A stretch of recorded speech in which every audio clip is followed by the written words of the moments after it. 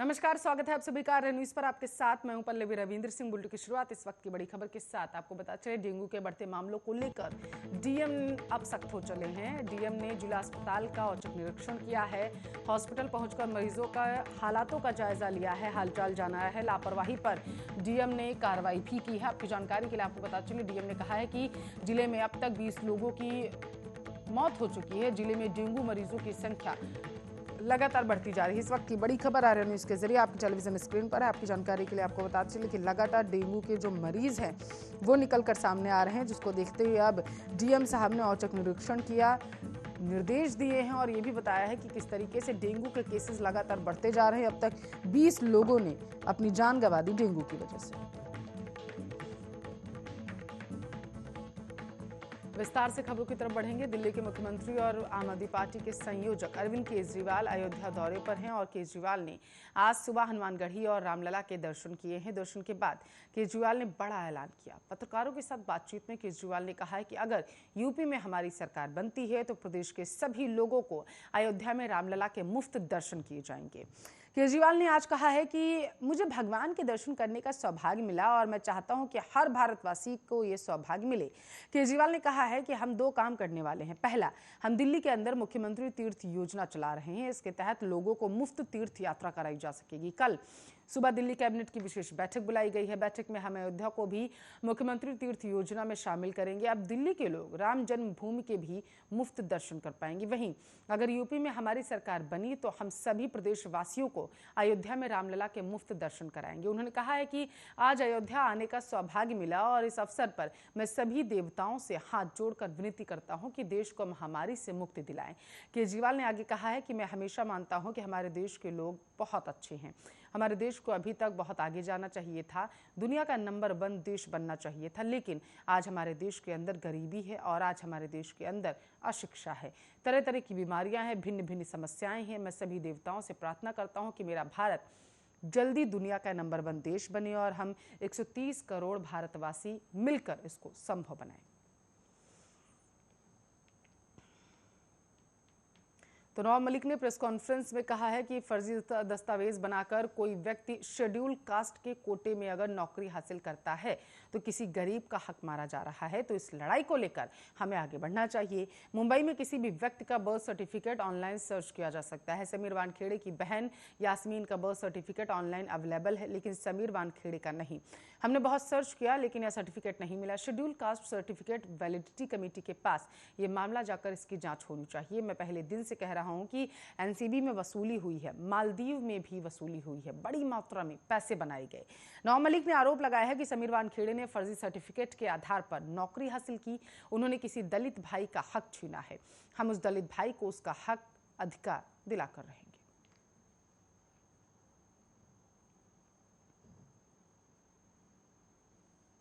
तो भारत की पहली स्वदेशी कोरोना वैक्सीन कोवैक्सीन को आज अंतर्राष्ट्रीय स्तर पर इस्तेमाल की मंजूरी मिल सकती है। आज विश्व स्वास्थ्य संगठन की बैठक में यह फैसला लिया जा सकता है। आपको बता चले, विश्व स्वास्थ्य संगठन आज भारत के स्वदेशी कोरोना रोधी टीके कोवैक्सीन को मंजूरी दे सकता है। इस संबंध में संगठन की टेक्निकल एडवाइजरी ग्रुप की आज बैठक है। भारत बायोटेक द्वारा विकसित कोवैक्सीन को मंजूरी का आवेदन जून 2021 में दिया गया। मंजूरी मिलने के बाद इस टीके को लगवाने वाले अंतर्राष्ट्रीय यात्राएं कर सकेंगे। पिछले सप्ताह WHO की प्रमुख वैज्ञानिक डॉक्टर सौम्या स्वामीनाथन ने बताया था कि 26 अक्टूबर को होने वाली बैठक में हैदराबाद की भारत बायोटेक के कोवैक्सीन टीके को विश्व स्तरीय आपात इस्तेमाल की सूची में शामिल करने पर फैसला होगा। WHO की मुख्य वैज्ञानिक सौम्या स्वामीनाथन के अनुसार वैश्विक स्वास्थ्य निकाय का तकनीकी सलाहकार समूह 26 अक्टूबर को कोवैक्सीन के लिए आपातकालीन उपयोग सूची पर विचार करने के लिए बैठक करेगा। बताते चले, कोवैक्सीन का कोरोना महामारी के खिलाफ टीकाकरण अभियान में देश भर में उपयोग किया जा रहा है।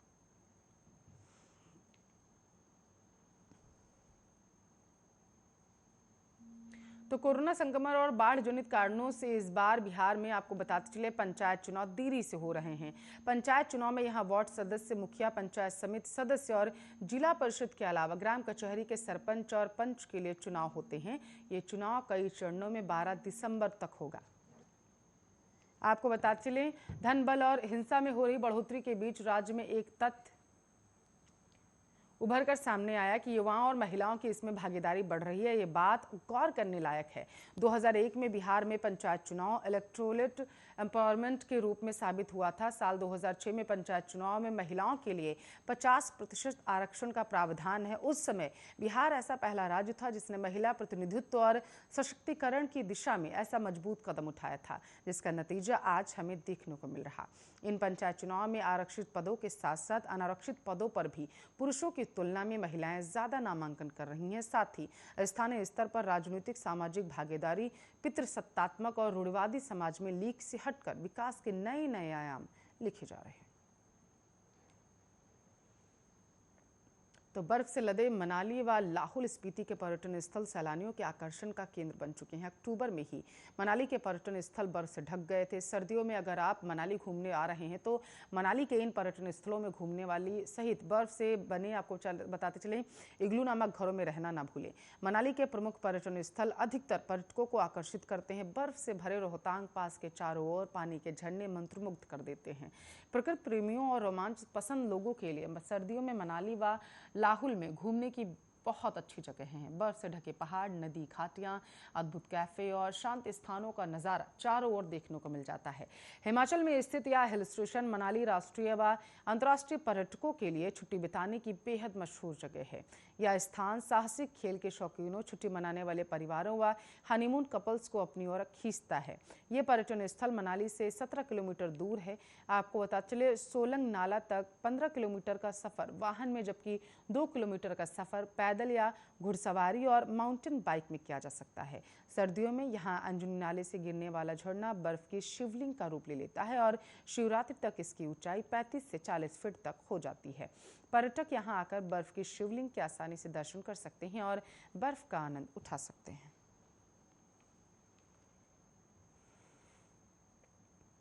तो पंजाब के पूर्व मुख्यमंत्री कैप्टन अमरिंदर सिंह अपनी नई पार्टी और अगले सियासी कदम के बारे में घोषणा कर सकते हैं। कैप्टन अमरिंदर सिंह 27 अक्टूबर को मीडिया से रूबरू होंगे। इसके बाद से उनकी नई पार्टी को लेकर चर्चाओं का बाजार गर्म होगा। इससे पहले संकेत दिए गए थे कि कैप्टन अमरिंदर दीपावली से पहले अपनी पार्टी की घोषणा कर सकते हैं। इसके साथ ही वह पंजाब कांग्रेस में धमाका भी कर सकते हैं। कैप्टन अमरिंदर के मीडिया सलाहकार रहे रवीन ठुकराल ने मंगलवार सुबह ट्वीट कर जानकारी दी है कि कैप्टन 27 अक्टूबर को मीडिया से बात करेंगे। इसके बाद से चर्चाएं तेज हो गई हैं कि कैप्टन कल अपने अगले सियासी कदम की घोषणा कर सकते हैं। रवीन ठुकराल ने ट्वीट में कहा है कि पूर्व मुख्यमंत्री कैप्टन अमरिंदर सिंह 27 अक्टूबर को दिन में 11 बजे मीडिया से रूबरू होंगे। बताते चले कि कैप्टन सिंह ने पिछले दिनों अपनी नई पार्टी बनाने की बात कही थी। इसके साथ ही उन्होंने भारतीय जनता पार्टी और श्रोमणी अकाली दल से टूटकर बनी पार्टियों के साथ गठबंधन के संकेत भी दे दिए थे।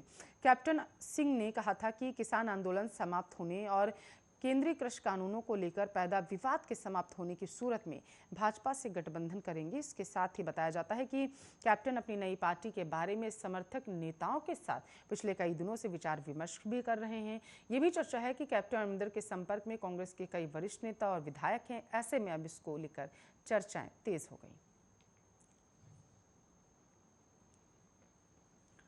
तो T20 में भारत के खिलाफ पाकिस्तान को मिली पहली जीत की खुशी में पाक के गृह मंत्री ने तो अजीबोगरीब बयान दिया ही है। प्रधानमंत्री इमरान खान भी बहक गए हैं। भारत के साथ संबंधों में सुधार की आवश्यकता का उल्लेख करते हुए इमरान ने कहा कि T20 वर्ल्ड कप में भारत के खिलाफ उनके देश की जीत के बाद अभी बातचीत के लिए सही समय नहीं है। निवेशकों को लुभाने सऊदी अरब पहुंचे इमरान खान ने कहा, चीन के साथ हमारे संबंध अच्छे हैं, लेकिन अगर हम किसी तरह भारत के साथ अपने संबंधों को सुधारते हैं, मुझे पता है कल रात क्रिकेट मैच में पाकिस्तान टीम द्वारा पिटाई के बाद भारत के साथ संबंधों में सुधार के बारे में बात करने का ये बहुत अच्छा समय नहीं है। रियाद में पाकिस्तान सऊदी इन्वेस्टमेंट फोरम को संबोधित करते हुए इमरान खान ने एक बार फिर कश्मीर का राग अलापा। उन्होंने कहा कि भारत और पाकिस्तान के बीच सिर्फ एक मुद्दा है, वह है कश्मीर। उन्होंने इसे सभी पड़ोसियों की तरह सुलझाने का आग्रह किया। उन्होंने कहा है कि 72 साल पहले संयुक्त राष्ट्र सुरक्षा परिषद ने कश्मीर के लोगों को आत्मनिर्णय का अधिकार दिया था। उन्होंने कहा था कि अगर लोगों को वह अधिकार मिल जाता है तो हमारे बीच कोई समस्या नहीं है, दोनों देश सभी पड़ोसियों की तरह रह सकते हैं। इमरान खान ने कहा था कि भारत पाकिस्तान के रास्ते मध्य एशिया तक पहुंचेगा और बदले में पाकिस्तान की 2 बड़े बाजार तक पहुंच होगी। उन्होंने कहा कि यही बात मैं सऊदी कारोबारी समुदाय को समझाना चाहता हूं कि परिस्थितियां हमेशा एक जैसी नहीं रहती, वे हमेशा बदलती रहती हैं। जम्मू कश्मीर को लेकर भारत का संदेश साफ है। भारत का कहना है कि कश्मीर उसका आंतरिक मसला है। पाकिस्तान के साथ तब तक बातचीत नहीं हो सकती जब तक कि वह आतंकवाद को बढ़ावा देना बंद नहीं कर देता। बांग्लादेश में हिंदू मंदिरों को निशाना बनाया गया था। उपद्रवियों ने मंदिरों से लेकर मूर्तियों को भी क्षतिग्रस्त किया था। देश और विश्व के कई कोनों से मामले में आवाज उठी, इंसाफ की मांग की गई, लेकिन इस सब के बीच भारत की तरफ से बेहद ठंडा रवैया अपनाया गया। विशेषज्ञ इस मामले को कैसे देखते हैं, रिपोर्ट में समझते हैं।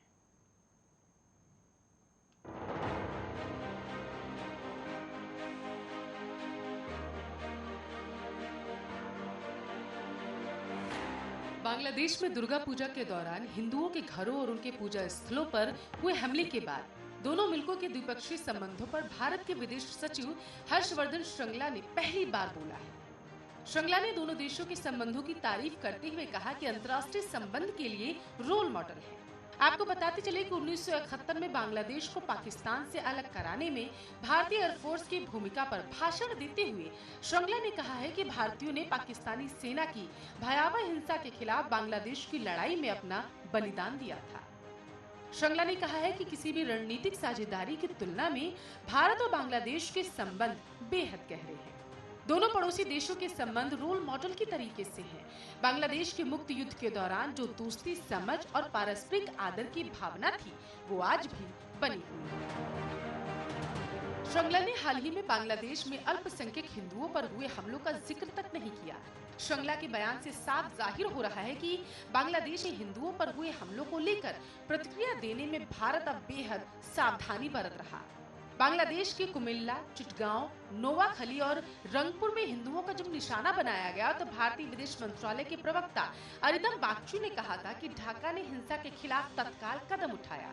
हालांकि हिंदुओं पर हुए हमले के मामले में बांग्लादेश के भीतर शेख हसीना सरकार की आलोचना हो रही कि उसने लापरवाही बरती।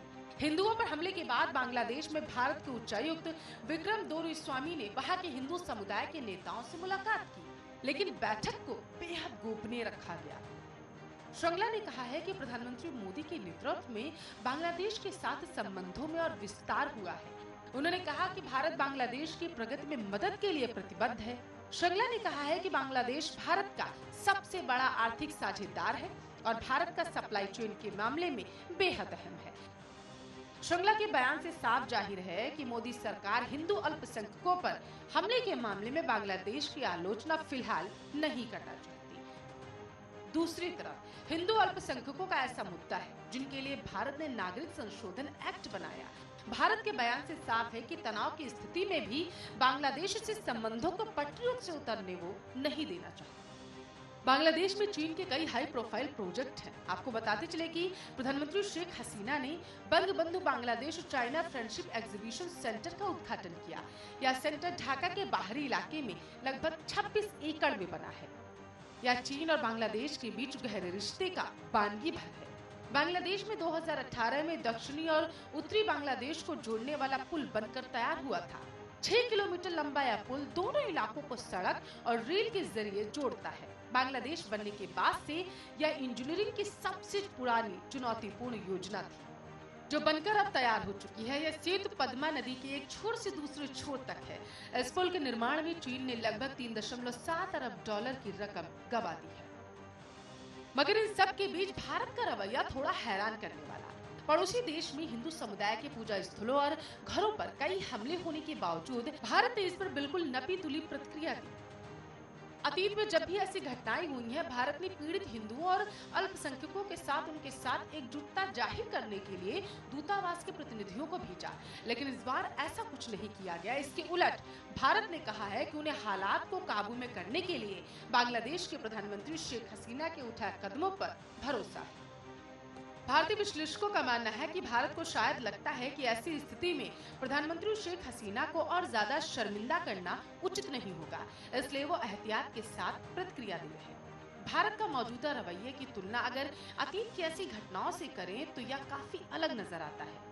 पहले जब नासीनगर, सिलहट या मुरादनगर में ऐसी घटनाएं हुई थी तब भारत ने इन पर कड़ी प्रतिक्रिया दी थी। इतना ही नहीं, बांग्लादेश में भारतीय दूतावास के प्रतिनिधियों ने हिंसा प्रभावित जगहों का दौरा किया था और बांग्लादेश के हिंदुओं के अधिकारों के पक्ष में खुलकर अपनी बात रखी थी। इनकी तुलना अगर पिछले हफ्ते कुमिल्ला, चांदपुर, फेनी और चिटगांव में हिंदू धर्मस्थलों और घरों पर हुए कई हमलों और हिंसा में मौतों के बाद भी भारत की प्रतिक्रिया बहुत संभली हुई रही।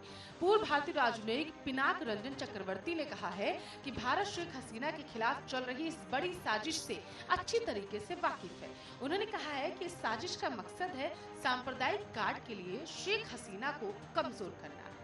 अब अगर ऐसे में भारत इन घटनाओं की कड़ी निंदा करता है और बयान जारी करता है तो वह हसीना सरकार की निंदा होगी, लेकिन इससे भारत का कोई मकसद सफल नहीं होगा। Special desk.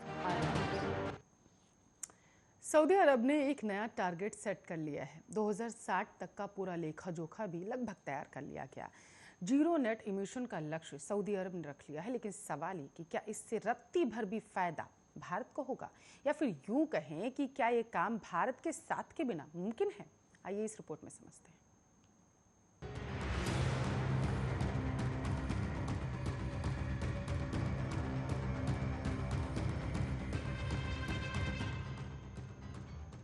सऊदी अरब ने 2060 तक जीरो नेट इमिशन का लक्ष्य रखा है। सऊदी के क्राउन प्रिंस मोहम्मद बिन सलमान ने सऊदी ग्रीन इनिशिएटिव के प्रमुख के तौर पर एक पर्यावरण सम्मेलन में इसकी घोषणा की है और क्राउन प्रिंस ने कहा कि सऊदी अरब हर साल 27 करोड़ टन कार्बन उत्सर्जन में कमी लाएगा और उन्होंने कहा कि इसके लिए 186.63 अरब डॉलर के निवेश की जरूरत होगी। और क्राउन प्रिंस ने कहा कि एसजीआई के तहत पहले चरण में साल 2030 तक हर साल कार्बन उत्सर्जन में 278 मेगाटन की कमी लाने का लक्ष्य रखा गया है और इसी साल की शुरुआत के एसजीआई समिट में जो लक्ष्य रखा गया था उसका ये दुगना से भी ज्यादा है। और इसके अलावा सऊदी अरब वैश्विक मीथेन संकल्प में भी शामिल होगा और साल 2030 तक वैश्विक मीथेन उत्सर्जन में 30% तक की कमी लाएगा। सऊदी अरब ने स्कॉटलैंड के ग्लासगो में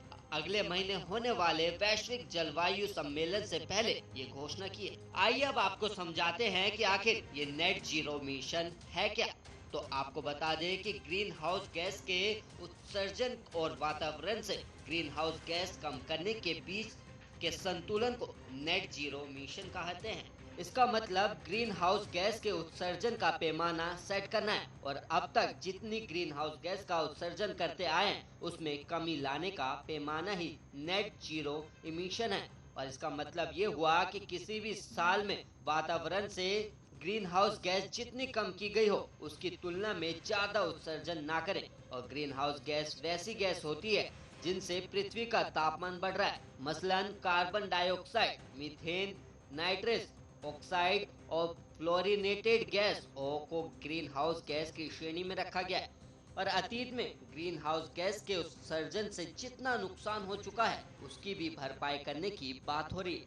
और जीवाश्म ईंधन के इस्तेमाल को रोककर अगर हम ग्रीन हाउस गैस का उत्सर्जन रोक भी दें तो भी इतने सालों में हमने वातावरण में जितना उत्सर्जन किया है उससे भी निपटने की चुनौती है। और नेट जीरो मिशन का मतलब ये नहीं है कि ग्रीन हाउस गैस का उत्सर्जन बंद हो जाएगा। और नेट जीरो मिशन का मतलब ये है कि हम कुछ मात्रा में ग्रीन हाउस गैस का उत्सर्जन कर सकते हैं, लेकिन उससे ज्यादा वातावरण में मौजूद ग्रीन हाउस गैस में कमी लाने के लिए कदम उठाने होंगे। मिसाल के तौर पर जंगल बढ़ाने होंगे और जीवाश्म ईंधन का इस्तेमाल रोकना होगा। सऊदी का लक्ष्य क्या कल्पना है? हालांकि सऊदी अरब ने कार्बन उत्सर्जन का लक्ष्य अपने लिए तय किया है, लेकिन तेल और गैस सेक्टर के निवेश में कोई कमी लाने का संकेत नहीं दिया है।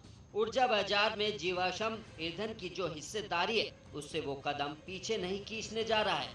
ऊर्जा निर्यात ही सऊदी अरब की अर्थव्यवस्था की रीढ़ है और सऊदी अरब राजस्व की निर्भरता तेल से कम करने की कोशिश कर रहा है, लेकिन ये अब भी दूर की कौड़ी है। और इस साल सऊदी ने तेल से 150 अरब डॉलर का राजस्व हासिल करने का अनुमान लगाया। और वहीं क्राउन प्रिंस ने कहा है कि साल 2030 तक सऊदी अरब में 45 करोड़ नए पेड़ लगाने का लक्ष्य रखा गया है और इसके साथ ही बंजर हुई जमीन को भी उर्वर बनाने की कोशिश की जाएगी। और वहीं लैंडलॉक्ड शहर रियाद को हरा भरा बनाने का भी लक्ष्य रखा गया है। सऊदी अरब के अलावा रूस और चीन ने भी 2060 तक जीरो नेट इमिशन का लक्ष्य रखा है। अमेरिका और यूरोपीय यूनियन के देशों ने साल 2050 तक ये लक्ष्य हासिल करने की बात कही। सऊदी अरब दुनिया के बड़े प्रदूषक देशों में से एक है। COP26 के अध्यक्ष आलोक शर्मा ने सऊदी की इस घोषणा का स्वागत किया। आलोक शर्मा ने ट्वीट कर कहा है, मुझे उम्मीद है कि सऊदी अरब की इस घोषणा से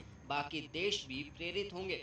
वहीं विश्लेषकों का कहना है कि सऊदी अरब ने इस घोषणा से वैश्विक जलवायु परिवर्तन वार्ता में अपनी जगह सुरक्षित कर लिए, लेकिन जीवाश्म ईंधन को लेकर उसका रुख बिल्कुल उलट है और जीवाश्म ईंधन के इस्तेमाल को तत्काल रोकने की मांग को लेकर सऊदी अरब कहता रहा है कि अचानक ऐसा करने से महंगाई बढ़ जाएगी और ईंधन की कमी से जूझना पड़ेगा। लीक दस्तावेजों के अनुसार सऊदी समेत अन्य देश COP26 समिट के रुख को अपने हिसाब से करने की कोशिश में लगे और एक तरफ सऊदी अरब अपने यहाँ कार्बन उत्सर्जन में कमी लाने की बात कर रहा है, लेकिन दूसरी तरफ भारत और चीन को तेल बेचने में कोई कटौती नहीं करना चाहता।